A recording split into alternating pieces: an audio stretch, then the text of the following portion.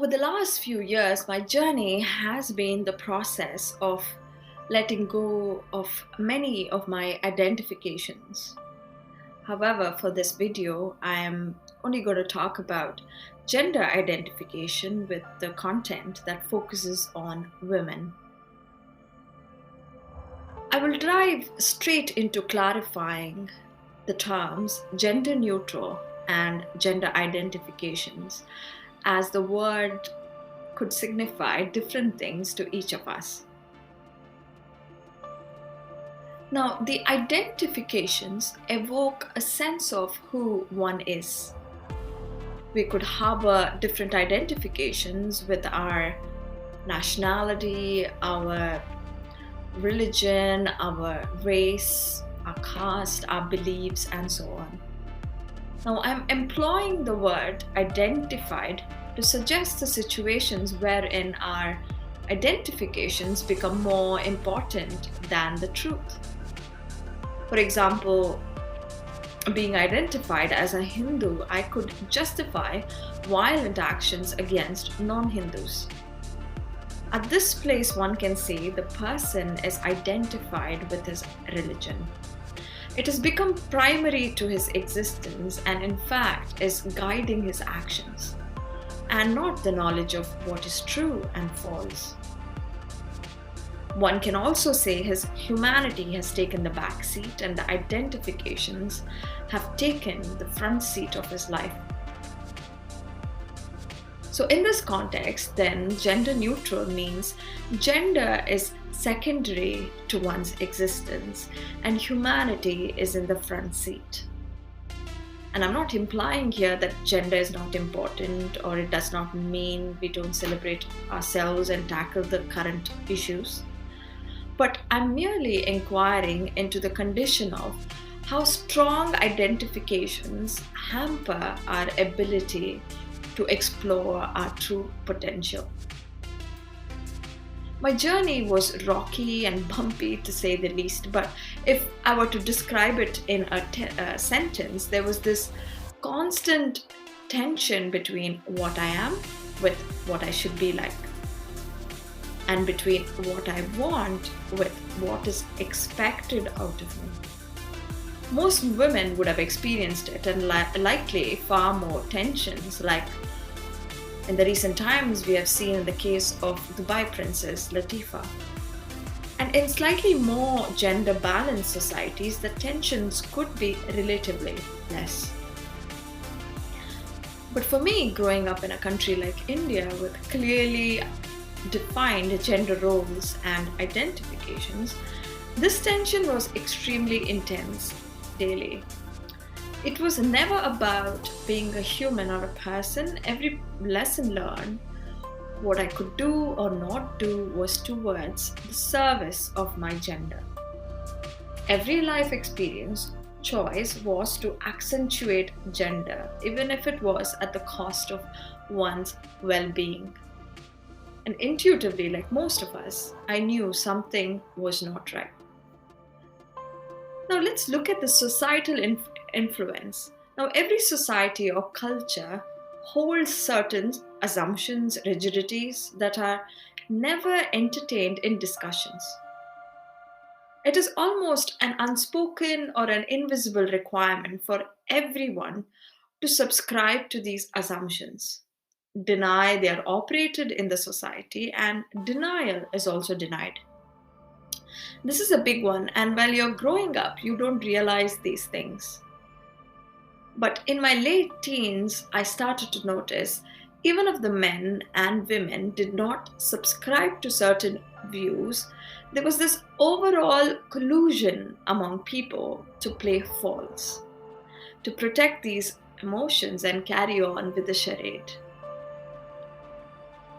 Now, the assumptions or opinions could have been anything, from the definition of an ideal woman, women's freedom of choice, what beauty means, what is the right thing to do if you are assaulted sexually or otherwise. Now, once I saw this tendency in the society to play false, I could not unsee it. Now, the force of the society colluding against the truth can be utterly overwhelming. The times I had to stand up for myself or speak the truth demanded massive courage. You're essentially an outcast if you're not playing by their rules, even if they are incorrect. So, why is it so, I wonder? Generally, I think people are caught in thinking that these assumptions are an absolute necessity, which means never to yield, for a healthy and a stable society. But with a little investigation, if one is willing, you can see how these notions, assumptions, pollute and destabilize a society by masking the truth. Now, one can look at the billion-dollar industry that has been established over the beauty obsession, reminding women every day what is considered beautiful. It is an example of society colluding to play false for self-serving interests. Now, if women challenged what is wrong with the way they look naturally, there would be no power of these industries or societies in general to control the perceptions of beauty or drive a particular narrative for their benefit. Having said that, every human needs to care for his health and fitness irrespective of his or her gender.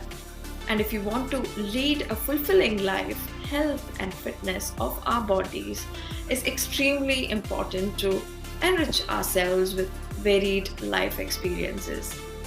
But what is going on here is far remote from educating the populace about self-care, self-love, acceptance, but setting up a problem that does not exist in the first place. Bell Hooks, in her work Appearance Obsession, Is the Price Too High?, says the obsession with physical appearance often distorts reality, making individuals vulnerable to a host of psychological difficulties, including depression and anxiety, and even abuse. Now let's look at individual influence. As individuals ourselves belonging to a society or a particular culture, we are invariably a private mixture of our societal assumptions and our own experiences. And as we grow up, we are infused with these identifications as an important part of fitting in to the society we're living. Suddenly, we are donning these identifications to then go about in our world. For example, we start seeing ourselves as a woman and not as a human being. We write our life stories accordingly. I am a woman, so the story continues. I should be doing this, I should not be doing this. Now, this played out earlier in my adult life, especially if I had to do some tasks within my house or, say, choose a career. A little voice in my head going, women can't do these things. And at times, I would not even try them. I would also hear my friends, many male friends, saying, yes, women can't carry out these things. And I always wondered, I hadn't even given it a shot, but they are already telling me I can't do it. That's when I started to observe how I was in subtle and obvious ways also corroborating, cooperating, and reaffirming these assumptions or identifications. And once I started peeling this out of my system and started putting my humanity first, the world was mine to explore. Growth mindset to acquiring new skills, and if any resistance, a little voice would come up, I would question it.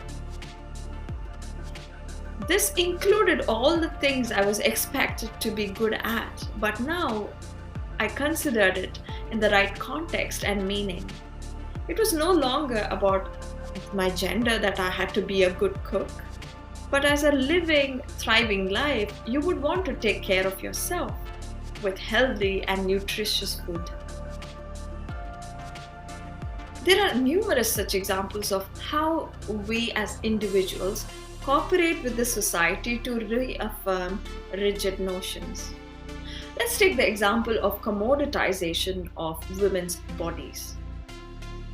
It is well documented that women tend to be more objectified than men, as their bodies tend to be looked at, evaluated, and sexualized. Now, research in the field shows how women react to societal objectification by adopting an observer's perspective on their own bodies, a process they call self-objectification, which links their self-worth to their appearance. Self-objectification here occurs when a person privileges her or his physical attractiveness over non-observable bodily attributes such as subjective feelings of physical competence or even health. Now, the world around objectifies the female body, maybe to a greater or a lesser degree, which puts women in social situations that increase self-objectification, anxiety, vigilance concerning their physical appearance. Fredrickson and Roberts in objectification theory point out that the common thread amongst all forms of objectification is the experience of being treated as a body or a collection of body parts, which are valued predominantly for its use to or consumption by others. I think here we have great power as individuals to shift this rigidity in our cultures by becoming aware of how we are colluding and cooperating ourselves by allowing these notions to shape our lives. I myself had to make the transition in a way to have the right relationship with my own body, acknowledging deeply to myself that the body deserved no such scrutiny, nor it should be put through an ordeal to fulfill the requirements of the society, or say men in particular.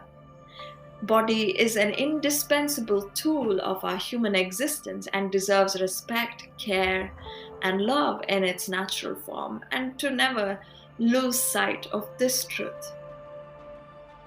My journey continues, but my experience so far of being gender neutral helps me connect with every other person as a man, not a man or a woman or third gender.